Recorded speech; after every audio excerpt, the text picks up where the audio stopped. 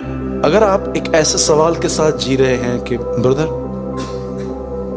कुछ चीजें हो रही हैं लाइफ में जो समझ में नहीं आ रही हैं, पढ़ाई भी नहीं की है और एग्जाम में बिठा दिया गया है मुझे, मैं आपको एक आंसर देना चाहता हूं। मुझे नहीं पता आप में से कितने लोगों ने इसको नोटिस किया है वर्ड को पढ़ते टाइम कि यीशु मसीह सबसे अधिक चमत्कार सबत के दिन करते थे। यू नो, फरीसी बहुत उससे विवाद करते थे इस बात पर कि तू ये सब काम सबत के दिन क्यों करता। और जानते हैं, एक दिन एक व्यक्ति को ठीक करने के बाद जब लोग उससे मिले तो उन्होंने उससे पूछा, और भी दिन है, तो सबत के दिन ये सब क्यों करता है। तब यीशु ने एक बात कही, और मैं चाहता हूं कि आपकी इस सवाल का ये जवाब है जो ये फील कर रहे हैं कि ब्रदर पता नहीं क्या हो रहा है, ऐसी चीजें हो रही हैं जिनकी उम्मीदें भी नहीं थी। लिसन, यीशु ने वहां पर कहा, मेरा पिता काम करता है इसलिए मैं भी काम कर रहा हूं। अब मैं आपसे एक सवाल पूछता हूं, क्या कौन सा काम कर रहा है प्रभु? जब यीशु ने कहा वो काम कर रहा है इसलिए मैं भी काम कर रहा हूं, आप जानते हो परमेश्वर 24 आवर्स काम करता है, 24 घंटे।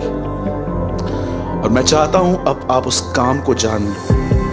आप में से कितने लोग बात जानते हैं, परमेश्वर ने आदम को अपने स्वभाव और अपने स्वरूप में, समानता और स्वभाव में, स्वरूप में उसको बनाया, in his image, in his likeness. परमेश्वर ने आदम को अपने ही स्वरूप और अपनी ही समानता में बनाया। स्वरूप और समानता में क्या अंतर है? इमेज और लाइकनेस। स्वरूप मतलब परमेश्वर, हम परमेश्वर की तरह हैं, और समानता मतलब परमेश्वर ने हमारे भीतर वो सब दिया है जो उसके पास था, स्वरूप और समानता।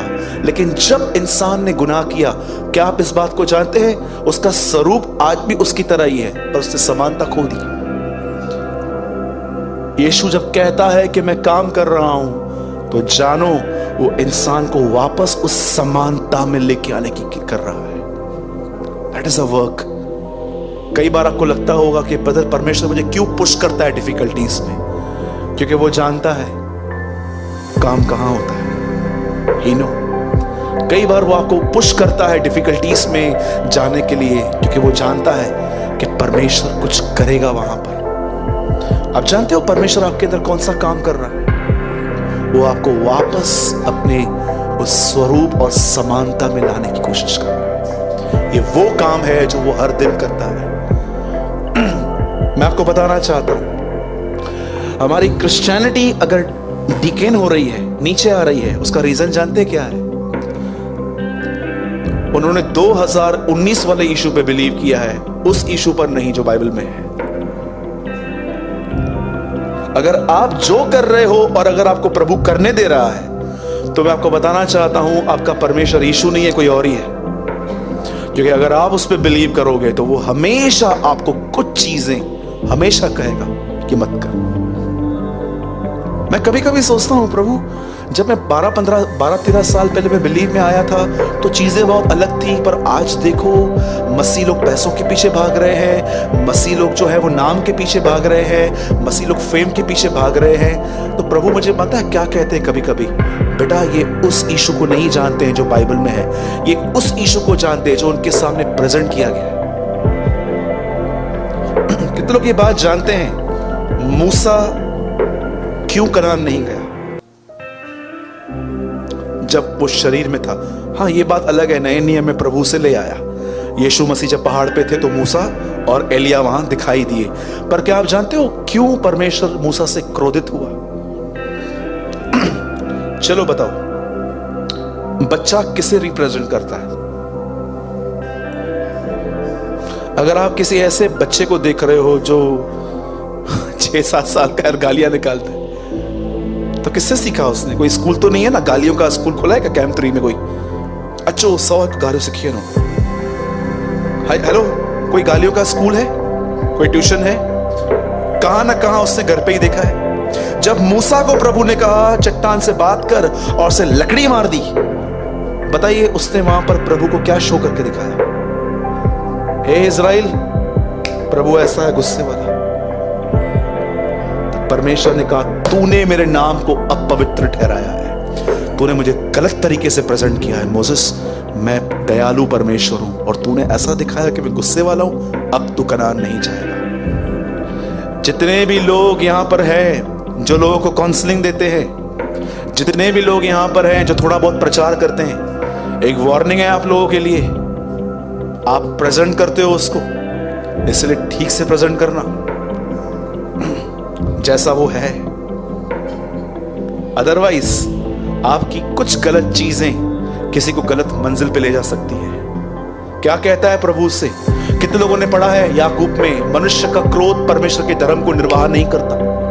अगर तू गुस्से में है, आपको पता है जो गुस्सा करते हैं बार बार, वो किसको प्रेजेंट करते हैं? कि परमेश्वर भी ऐसा है, वो मुझ पे गुस्सा करता है इसलिए मैं आप पे गुस्सा करता हूं। लेकिन यीशु मसीह को देखो, क्या वो ऐसा था? मुझे एक जगह बताओ जहां पर यीशु ने अपना टेम्पर खोया। दो चीजें छोड़ दो जो मंदिर में हुआ था, वो उसको छोड़ दो, मुझे एक चीज है बताओ जहां पर यीशु को किसने कुछ कहा और यीशु ने उसको सुना दिया।